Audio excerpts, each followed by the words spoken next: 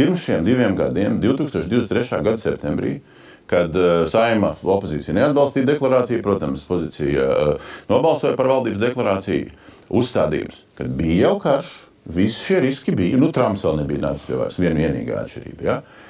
Bija, ka fiskālā politika, tātad budžeta politika mums būs tāda, lai ilgtermiņā nodrošinātu valsts vispārējais valdības parādu, cik lielu?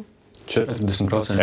40%. Mēs tagad ejam labā scenārijā uz 52, 53, sliktā scenārijā 59. Es tikai precizēšu. Kādā ilgtermiņā 40 kur? Es tikai precizēšu, tas bija vidēji ilgtermiņā, bet Kas ir vidēji ilgtermiņš?